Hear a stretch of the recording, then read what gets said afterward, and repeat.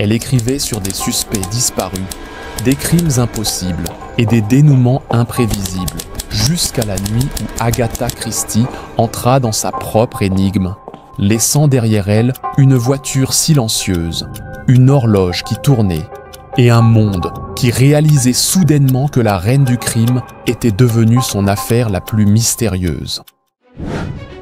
3 décembre 1926, Berkshire, Angleterre, minuit. La maison de Steele était trop silencieuse. Non pas le calme paisible du sommeil, mais l'immobilité étouffante, surnaturelle, d'un lieu qui retient son souffle. Lady Agatha se tenait près de la cheminée, les yeux creux de fatigue. Sa plume reposait, abandonnée à côté d'un manuscrit inachevé, l'encre encore humide. Elle avait écrit sur des meurtriers et des fausses pistes, des tueurs rusés et des détectives brillants. Mais à présent, dans les décombres fumants de sa propre vie, elle devenait le personnage qu'elle n'aurait jamais imaginé créer. La femme sur le point de disparaître. À l'étage, sa fille dormait. Son mari, l'impassible et sombre Archibald Christie, avait depuis longtemps disparu dans la nuit, sans doute avec elle. Nancy Neal, l'autre femme, celle par qui le mariage était passé de tiède à terminal. Mais Agatha était calme, presque trop calme. Elle prit son manteau, glissa son permis de conduire dans son sac, monta dans sa Maurice Collet et s'enfonça dans l'obscurité. Le matin arriva dans la brume et les rumeurs. Un garde-chasse trouva la Maurice Collet abandonnée près de Newlands Corner, une étendue désolée proche d'une carrière de craie béante. La portière conducteur était ouverte. Un manteau de fourrure de femme reposait sur le siège. Des traces de pneus dérapaient vers la falaise. Aucun corps en vue. La police envahit les lieux comme des fourmis sur du miel. La presse flaira l'histoire et s'en empara comme une bête affamée. Agatha Christie portée disparue, hurlaient les gros titres. La reine du crime est devenue la victime d'un. La campagne bourdonnait de théories. Elle s'est suicidée à cause de son mari. C'est une mise en scène pour faire la publicité de son nouveau livre. Son mari l'a assassinée. Elle écrit son prochain roman et nous en sommes les personnages. Sir Arthur Conan Doyle, toujours mystique, consulta une voyante avec l'un des grands d'Agatha. D'autres fouillèrent les lacs à l'aide de crochets, firent voler des avions au-dessus des landes et ratissèrent les bois avec des chiens de chasse. Mais de la dame elle-même, aucune trace. Les journaux l'avaient surnommée la dame disparue. Mais la vérité était plus insaisissable que l'encre sur une page.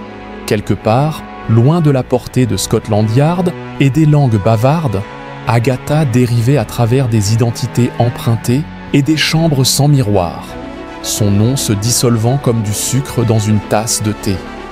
Elle errait dans des rues embrumées et des couloirs d'hôtels où personne ne la regardait 2 fois, fantôme de sa propre vie, observant le monde s'affoler tandis qu'elle jouait, en silence, le rôle de quelqu'un d'autre.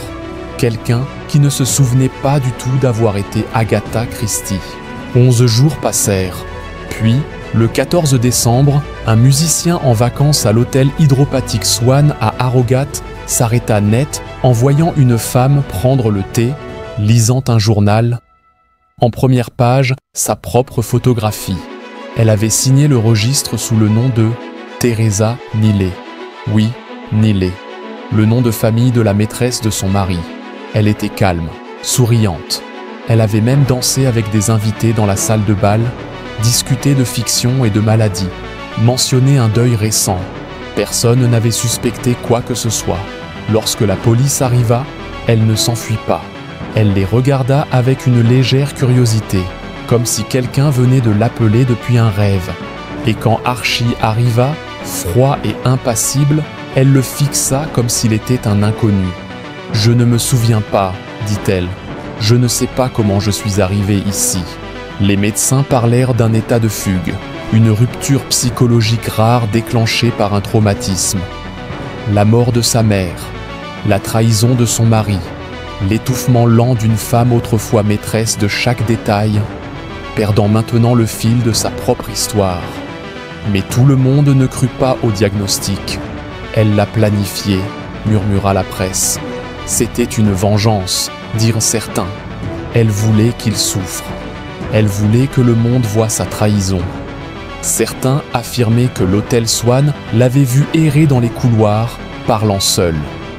D'autres juraient qu'elle gardait un carnet sous son oreiller, rempli de pensées cryptiques, de noms, de plans. Agatha ne clarifia jamais rien. Dans ses mémoires, écrites des années plus tard, elle effaça complètement l'épisode. Pas un mot sur la carrière, l'hôtel ou le nom de Teresa Nilo. L'histoire retient ses livres. Le crime de l'Orient Express, Mort sur le Nil, ABC contre Poirot. Des légendes qui ont redéfini à jamais le genre du crime. Mais certains disent que son plus grand mystère ne fut jamais publié. Il vécut dans ces 11 jours manquants où la fiction et la réalité se sont entremêlées. Une voiture abandonnée, une carrière intacte, un hôtel plein de mensonges, une femme disparue, revenue, sous une autre forme. A-t-elle oublié ou a-t-elle simplement choisi de ne pas se souvenir? À la manière typique de Christie, elle nous a laissé une dernière énigme, et aucun détective assez brillant pour la résoudre.